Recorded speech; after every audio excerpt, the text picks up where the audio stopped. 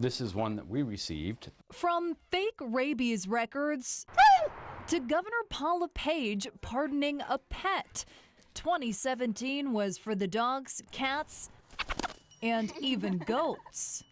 You know, who doesn't love baby goats? There were stories that warmed our hearts. I decided I was going to raise money to help Governor get his new brace. Lucian Fitz made these chocolate lab lollipops to raise money for Governor's leg brace and a little more for the New England lab rescue. He knew I was, helping him and he was going to be free soon. 2 fishermen in Owl's Head went viral after they helped save a seal pup. And speaking of rescues, these animals were being cared for by people who didn't have power and had severe damage to their homes. After Hurricanes Irma and Maria, Mainers stepped up to help rescue hundreds of dogs from Puerto Rico and the Virgin Islands. Another memorable rescue, Dorothy Smale and her dog Tala found little Chris Greco in the Acton Woods 8 hours after he went missing.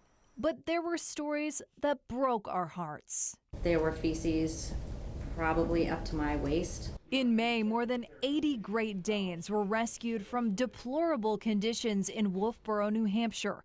Their owner, Christina Fay, was found guilty of 10 animal cruelty charges.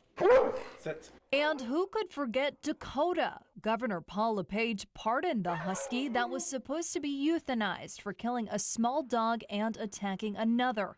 Many wondered if he could do that.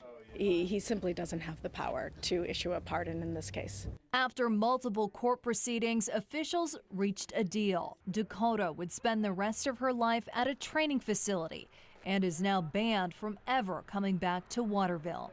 Unfortunately, right now, we don't know where those dogs are. In nearby Winslow, 2 dangerous dogs vanished just days before they were to be euthanized. It's unfortunate that apparently she's chosen this course of action. The dogs were in the care of the Waterville Humane Society and went missing when their owner, Danielle Jones, took them for a walk. Just last week, Jones and her boyfriend were arrested. Investigators say cell phone records suggest the couple hid the dogs out of state. The dogs are still missing. Some people say pit bulls are, by nature, dangerous dogs. This fall, the I-Team tackled the dangerous dog debate, pitting pit bull activists against doctors. I would definitely think twice about bringing like a strong, muscular pit bull type dog into the family. They're sweet and gentle, and they're no different than any other dog. Controversy and conversation continued with our pit bull roundtable. Let's go ahead and introduce our panel. Our panel included a man whose baby son died in a pit bull attack. Some stories were just plain weird.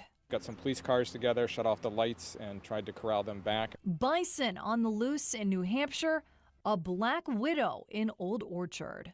That's not a Maine spider, I knew that. Goats did yoga. If you have a goat on your back, you can stay right in tabletop.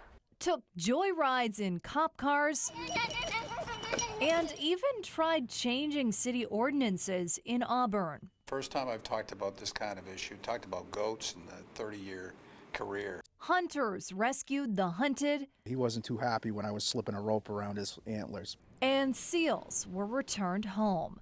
2017 was a memorable one. 2018 has a lot to live up to.